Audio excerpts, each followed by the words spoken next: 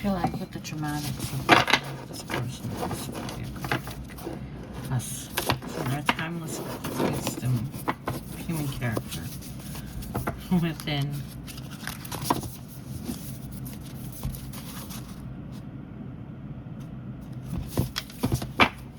Within the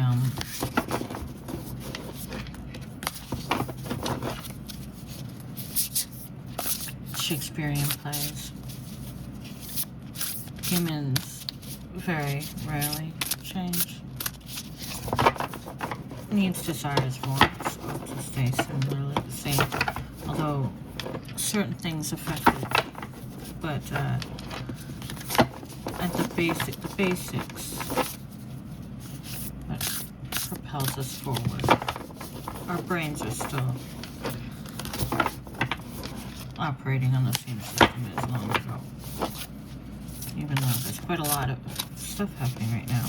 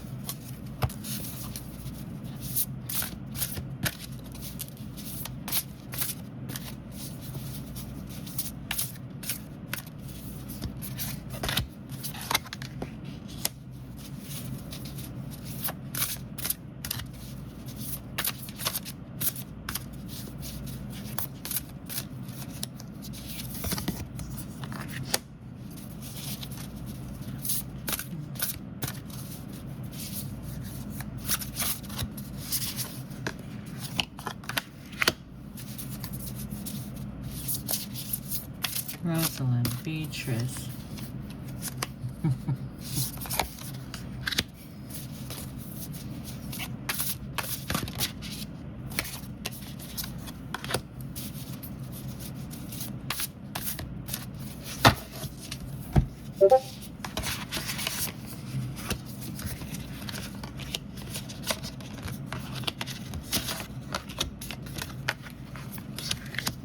The overall energy.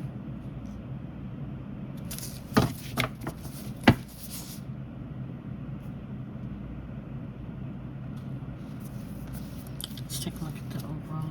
The bottom of the deck would be how poor they are that they have not patience. Othello.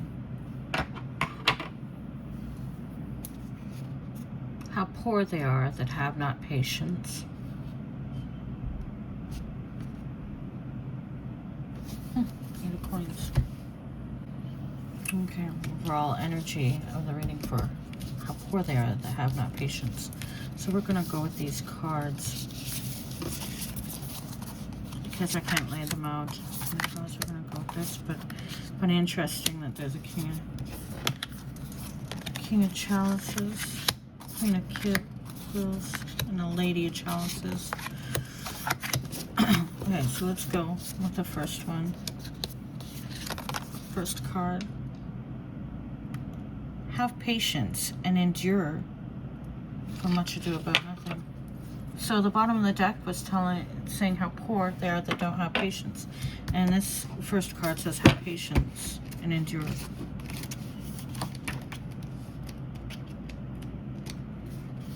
For the sectors.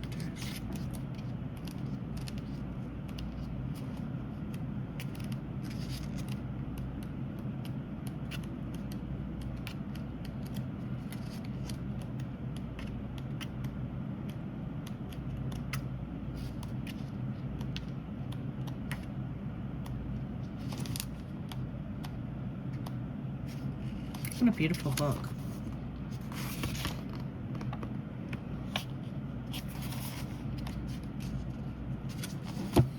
I just want to say, for this one, I'm going to do the, because of the cards, I'm doing the, kind of out like the cards, Celtic. So we're going to go with these meanings here, which means the first card is going to be the general situation. Okay? Have patience and endure. Have patience and endure. With this card here.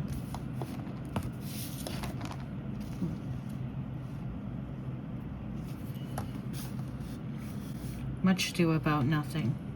Friar Francis advises Leonardo, Beatrice, which is a card pulled, and Benedict of a plan to restore Claudio's affection for Hero, who is strongly accused of infidelity. Claudio believes she's dead. Given time, says a friar, he will mourn her and regret his accusation, and then the lovers may be reunited. Just when the battle was won, Hero and Claudio were about to be married. Here is one more obstacle to be overcome. This card indicates that reserves of strength, inner fortitude, and determination will be required to fight an adversary that may have been heretofore unknown. The challenge could be from a hidden enemy, or it could mean a betrayal by a known person. Hero is undone by Don John's plot, which he undertakes simply out of malice. This card connotes suspicion, caution, or wariness, and the expectation of threats, either real or imaginary. You may feel defensive or encroached upon, readying yourself for attack or emergency. Insight, strength of purpose, and the courage of your convictions will see you through. The friar doubts the accusations against Hero, and Beatrice knows they could not possibly be true. At first, Leonato believes them and angrily bids Hero die for shame. This card cautions that you should carefully assess information before taking action. Reversed, this could indicate obstacles, problems, or delays even more extreme than in the upright card. The loneliness of your fight, like Hero's death, could feel like banishment. Defenses or health could be weakened, or this could indicate that the battle is over, although it behooves you to remain vigilant. You may be trying to overcome someone else's resistance, as Beatrice convinces Benedict of Hero's virtue and the spuriousness of Claudio's accusation. Interesting card, considering the inside of certain situations. So, there you go. And if it isn't Rosalind, Lady of Chalices. Let's go to Chalices.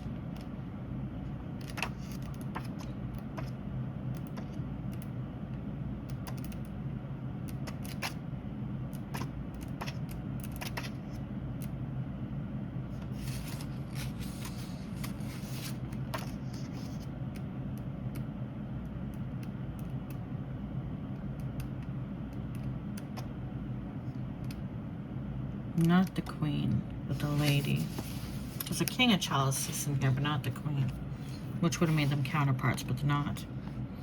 Lady of Chalice says Rosalind. Sorry, I might say different things wrong.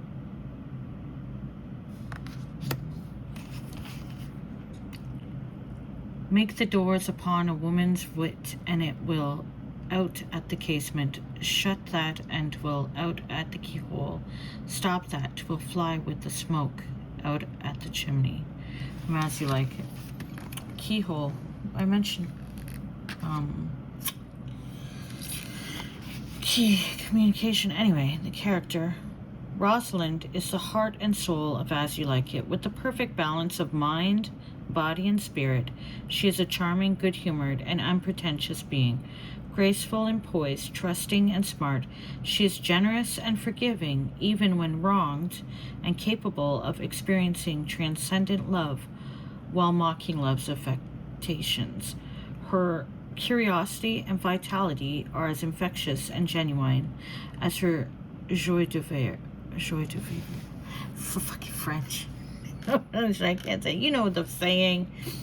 Daughter of the banished Duke, Signor, Rosalind lives contentedly with her cousin Celia, daughter of the usurper Duke Frederick. When they meet Orlando at a wrestling match that has been devised by his own brother, Oliver, to kill him, Rosalind falls instantly in love with the brave young man, and the feeling is mutual. But when Orlando prevails in the match, he must escape into the forest or face his brother's wrath. When Duke Frederick banishes Rosalind, she and Celia leave together, disguised as Ganymede and his sister Alenia. Then their destination, the forest of Arden, oh, that's so loader, also happens to be where her banished father lives, attended by a retinue that includes the philosophizing Jacques. In disguise, Rosalind is free of society's restrictions upon young women. When she meets Orlando in the forest, she poses as an expert on love when it's willing to, who is willing to help cure him of his affliction. Exploring the depth of feeling within Orlando's heart, she discovers her own true feelings. Interesting. So what is that card relating to?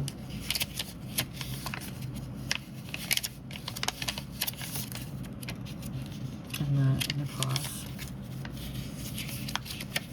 Because I didn't say so before I went forward. I'm just too excited to keep going with these cards. These cards are fun. Shakespeare is fun. Maybe I should read some Shakespeare. I'm like, come out wherever you are.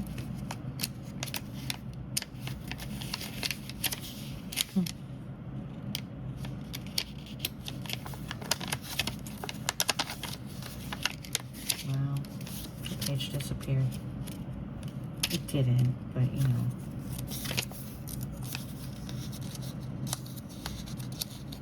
It's like, here are the rules of the game.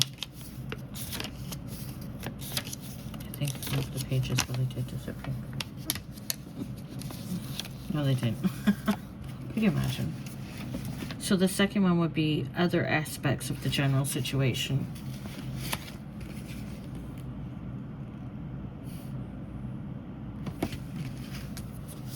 She's smart, witty, etc., etc., etc. Very interesting. So the third card would be that I make would be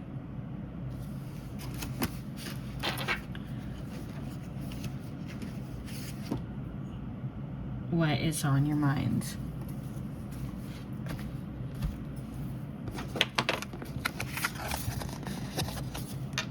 Beautiful deck. What is on your mind?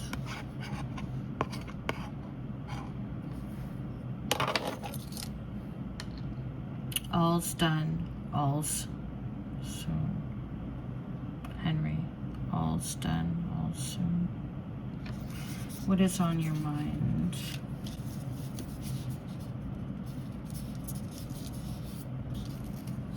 All's done.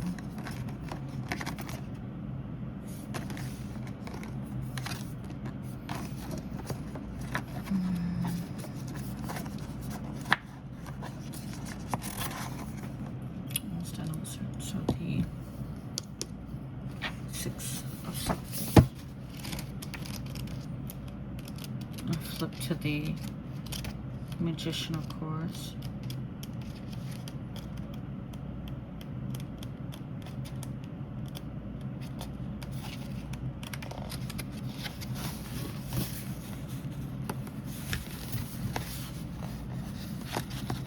There we go.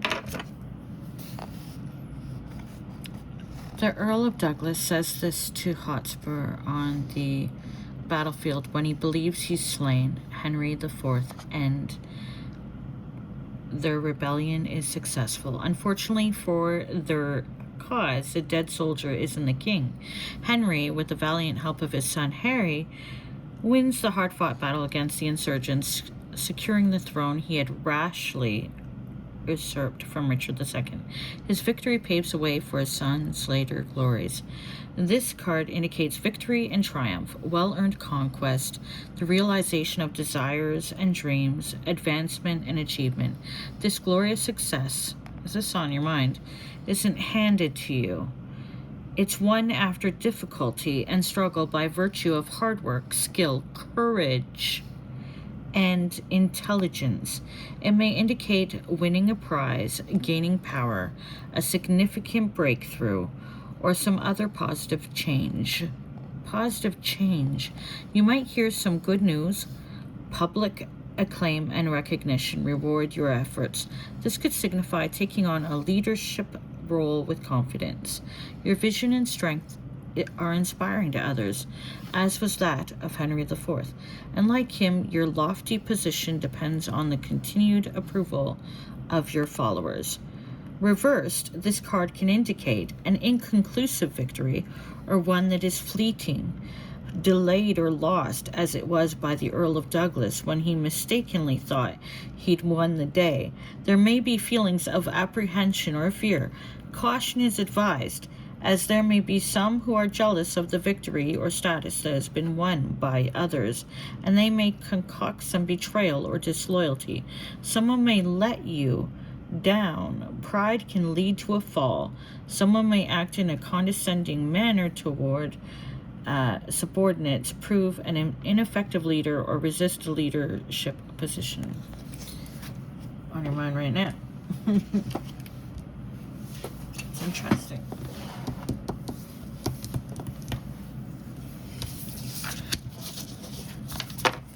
Yvonne, but you haven't. Ooh.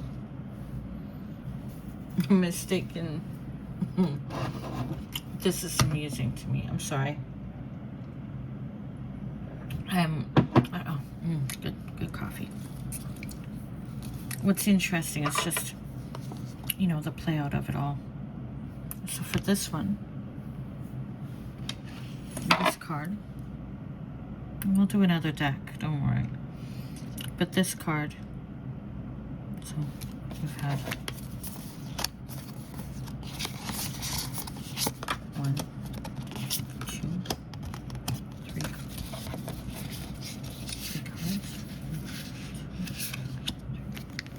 Our fourth card would be background influences of the last 3 years. Background influences of the last 3 years. Generally speaking, like with all readings.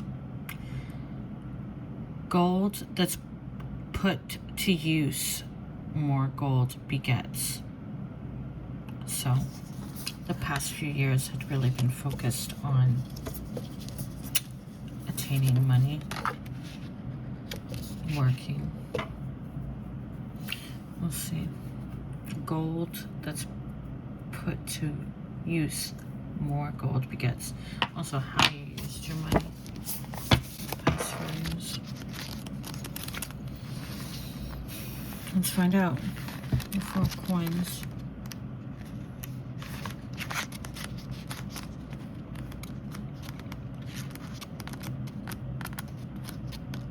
Gold begets more gold. Gold that's put to use, more gold begets. Just from Venus and Adonis. Just hold on to it, doesn't do it long. The goddess of love does her best to entice Adonis to her amorous embrace. Love, like money, must be distributed freely in order to grow. Beauty, like his, should not be hoarded. Shakespeare uses the same logic in sonnets dedicated to the Earl of Southampton, a handsome youth who for many years declined to marry. Like Southampton, Adonis will have more of love, preferring to gad about with his friends. Will have none of love, preferring to gad about with his friends the past 3 years. This card connotes material and financial security, but warns against hoarding, miserliness, and being too possessive, like Venus clinging piteously to Adonis's neck. Set limits and protect your resources, but don't focus only on accumulating material goods, power, or wealth. Money put to use does more good than bills stuffed under the mattress. Generosity might have selfish motives. Here is power and self-assurance, like that of Venus, sure of her charms, although the scorn that greets her entreaties would cause at least a glimmer of self-doubt in a mere mortal. Tap your potential in matters material and emotional. Financial problems will clear up. Reversed, you might need to rethink what makes you feel secure. This could involve taking some risk, making a change, or letting something go, none of which could be easy. You could react defensively or rashly. Finances seem insecure or out of control. Money may disappear like water through a sieve. Rodrigo laments, I have wasted myself out of my means. To the swindling Lago in Othello, there could be setbacks, delays, or blocks to monetary or material gains. Your defenses may be down. Others could seem bossy and controlling. So that's some people might take advantage of that. It's a resource. It's a tool. How are you using it? As power, control. Interesting. The Queen of Quills comes after. And this is relating to recent influences. Well, hello there, Beatrice. Oh, the Queen of Quills. Recent influences. The Queen of Quills. Let's meet the Queen of Quills. Well, like, not that much to say. Okay, let's meet the Queen of Quills.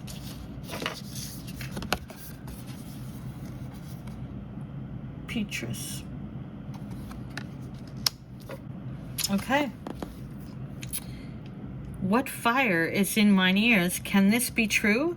Stand I condemned for pride and scorn so much? Contempt, farewell, and maiden pride, adieu. No glory lives behind the back of such. And Benedict, love on. I will requite thee, taming my wild heart to thy loving hand. If thou dost love, my kindness shall incite thee to bind our loves up in a holy band. Much ado about nothing. Recent influences. A messenger comes to Messina, where Beatrice lives with her uncle Leonato and cousin Hero, to announce that the Prince of Aragon will soon arrive with Claudio and Benedict. They're not unfamiliar visitors. Beatrice and Benedict have an ongoing battle of words, and they set to as soon as he appears. I'd rather hear my dog bark at a crow than a man swear he loves me. Beatrice! Exactly, especially if it's just words. She sniffs, and Benedict had the speed, and tells her men are relieved. Yeah, sounds like they protested too much. Still, he admires her quickness, saying, I would my horse match between them. What? I would my horse had the speed of your tongue. Sorry. I'm like, whoa, where did this go? I would my horse had the speed of your tongue. So he does admire her. Well, Leonardo scoffs at the idea of a match between them, believing they would talk themselves mad. The truth is that neither has found so worthy an opponent for their verbal fencing, nor so worthy a potential partner. Beatrice is like a bracing gust of wit. She's a pragmatist who tempers honesty with humor and charm. No one but Benedict can keep up with her rapier sharp mind. Rapier? Yeah. Every word stabs, he cries. Their attraction and its denial has passion and fire. Everyone knows they love each other, and it's only a matter of time before they figure it out too. It's because they harbor this badly concealed affection that the plan to bring them together, fittingly a plot of words, works so well. There's more.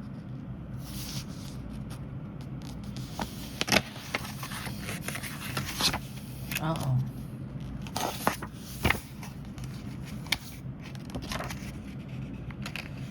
But what play is that again? What you do about nothing? The light-hearted banter is checked by a scheme to malign Hero and stop her marriage to Claudio. Beatrice and the friar know that someone has slandered her. Everyone else is too easily swayed by the status of her denouncers. Beatrice rages against the accuser. Oh God, that I were a man, I would eat his heart in the marketplace. She's great. Beatrice is great. The crisis moves Beatrice and Benedict to confess their love to each other, and he pledges to prove his by challenging his friend. When the villainy has uncovered, and Hero and Claudia reunited. Beatrice and Benedict publicly declare their love with their passionate heart and mind and wild spirit. Beatrice's marriage will prove no less lively than the courtship role. This independent queen rules the mind. Intelligent and self-confident, she represents someone who is also creative and perceptive. This is sharp focus, cutting through extraneous information, pretension, and defenses to reach the truth of a matter. She indicates a person who is outspoken and persuasive. Her strong personality and determined nature makes her someone you want on your side. Not one to suffer an identity crisis, this person knows who she is and where she's headed. Go, Beatrice! Go, Beatrice! Go, Beatrice! I like her. Queen of Quills, that's right. I know, that's right. Okay, sorry. I'm getting really into it. She might be a counselor, teacher, or mentor. This queen embodies idealism and fairness, protects those she loves, and willingly defends the helpless. She reminds you to use playfulness and humor to keep you from being intolerable or overwhelming. She's all too aware of human imperfections and loves others in spite of, or perhaps because of them. She points out irony and absurdity, and her wry wit helps you see it too. That same mental rapier, sorry, I don't know how to say the words, but I know it's really good. She brandishes for amusement, also defends her rights and guards her vulnerabilities, as well as keeping potential suitors at bay. She may represent a past loss. In the play, it seems that Beatrice has been jilted by Benedict before. Romantic fantasies don't move this queen. Such self-sufficiency can make you seem unapproachable or uninterested. That same detachment can leave you lonely. Because the woman she represents is so strong, it's all the more affecting when a crack appears in her wall of emotional control. Benedict is moved by Beatrice's tears, asking, "Have you wept all this while?" This queen's standards for a partner may be absurdly high, and most men probably fall far short. Not till God make men of some other metal but earth. Will Beatrice take a husband? Like her, you may value independence too, and honesty, and he'd better have a truly meaningful way to show her his love, like Benedict taking Beatrice's side against his friend. Yeah, it's like, yeah, actions over words, man. Reversed, and I love words. I love me a good quill writing, okay? But reverse this card is Beatrice without the humor. Teasing can turn nasty or cruel. Cleverness can cut to the quick. Someone with Beatrice's intelligence would make a formidable enemy. You may be deceiving yourself. It might indicate someone who is narrow-minded, bigoted, unforgiving, jealous, or hypercritical. Someone could use her wits for her own fanatically ambitious ends, like Lady Macbeth. Yeah, not cool. Perhaps someone's gossiping or divulging secrets. Perhaps you feel detached, deny yourself the company of others, or act the martyr. There could be disappointment or grudges. There could be. Yup. Wow, though.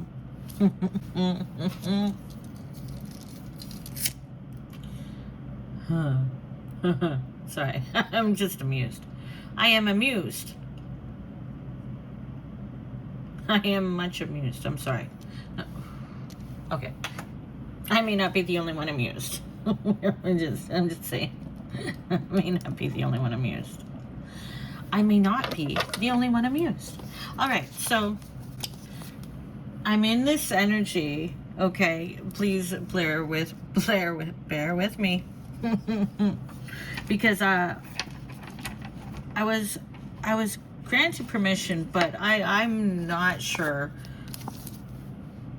what kind of guides this person has, and if they've ever and I have protection going on. I have protection. I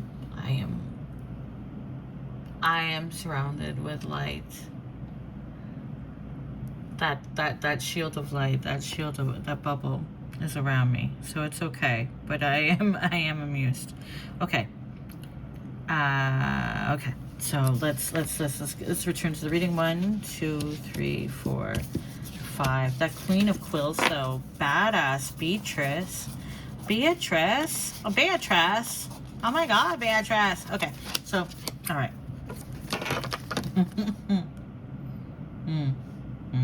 Okay, so that was 1, 2, 3, 4, 5. 1, 2, 3, 4, 5, 6, 7.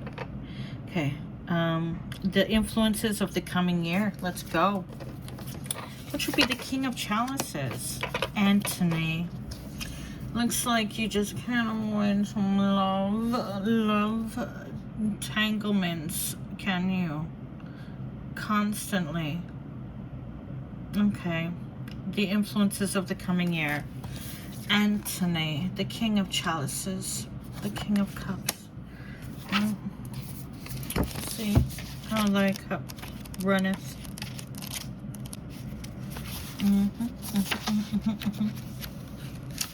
It's like you're reading for a jerk. A little bit. Okay. Antony. King of Chalices, Antony. His legs bestrode the ocean, his reared arm crested the world, his voice was propertied as all the tuned spheres, and that to friends. But when he meant to quail and shake the orb, he was as rattling thunder. If there be or ever were one such, it's past the size of dreaming. Nature wants stuff to vie strange forms with fancy, yet to imagine an Antony were nature's peace gainst fancy, condemning shadows quite. Antony and Cleopatra. Okay, we know that went well at the end. Anyway, sorry. But there's the Antony of Julius Caesar is but a memory. When Antony and Cleopatra begins, I kid you not, what is on my desk right now? The Julius Caesar at the time of this reading. But of course, this will be connected to love. I called it. They'll be about Cleopatra. Let's go. Because their card is about fulfillment. Okay. So, this astute politician, courageous general, the demi-atlas of this earth, seems to have fallen prey to the whims of a harlot. Antony can't lead the world and be a strumpet's fool, as his followers think he is. Torn between the love and romance in Egypt and the austere politics of Rome, his passions ultimately destroy him. At heart, Antony is an honest, sympathetic character. In Julius Caesar, he's a confident, cynical, but powerful rhetorician, exemplifying everything Romans value in a leader. Great armies once rallied to his command, but now he resists all messages to return to Rome. His impulsive marriage to Octavia, in an attempt to strengthen his alliances with Octavius Caesar, is doomed from the start, for he is helpless to resist Cleopatra. If I lose mine honor, I lose myself, Antony says, but he sacrifices everything, including honor, to follow the Egyptian queen. He isn't blinded by love. He sees it for what it is, even as the edges of his self-identity blur. I am Antony, yet cannot hold this visible shape. Antony's love awakens depths in him that even he hadn't fathomed. He becomes someone capable of abandoning all for the love of love. Bereft and thinking Cleopatra dead, he stabs himself and lives just long enough to die in her arms. In death, he escapes to a place where souls do couch on flowers. That's lovely. And greatness dies with him. At the end of an era, no one left alive can match him. Even Octavius Caesar knows that though he won the contest, Antony won immortality. Should Antony be faulted for choosing Love over political success. Hearing Cleopatra evoke a heroic figure too colossal for this world, we almost forgot all his flaws. The King of Chalices is ambitious and idealistic. He is wise and accomplished, responsible and reliable, a fair and effective leader. He can command and hold the loyalty of followers without hiding his own fallibility. This king is also something of a romantic who tends to let his feelings govern his actions. He can waft this way and that as he struggles to maintain his footing in sometimes daunting emotional tempests. As an authority figure, he has to temper his affectionate, nurturing side or risk appearing weak, as Antony eventually seems to his soldiers. This king can be an unfathomable well of emotion, the depths of which even he may not recognize or show.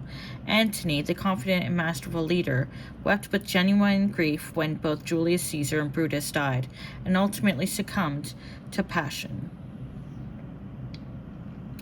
Conversely, he can seem controlled and cold. Somehow he believes he can unite conflicting forces, just as Antony hopes he can have both duty and passion, politics and love, Rome and Egypt. The King of Chalices is friendly, considerate, and generous with attention and possessions. Antony bestows a large chunk of his empire upon Cleopatra because he can. He loves unconditionally and is happiest when others need him to boost their spirits or egos. He is compassionate and forgiving as well as empathetic, although he can be a bit of a soft touch. You're right. Sadness is not unfamiliar to him. Introspective moods can sink into melancholy.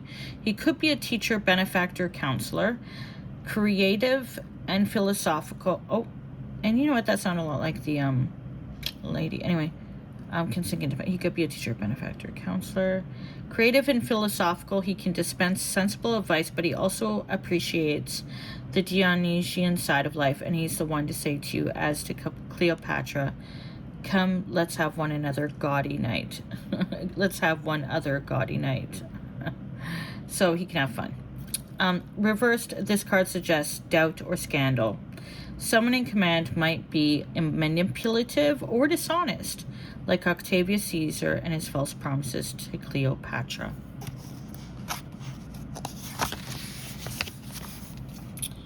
Someone may seem to hide their true feelings, someone behind a sympathetic front, or they may toy with the emotions of others. Someone may act the flatterer, like Bushy, measure for measure, or act important to further their own ambitions, like Parolles, in All's Well That Ends Well. There may be self-pity or disappointment. Perhaps you deny your own feelings to fulfill someone else's needs, or you're in a situation you don't care about anymore.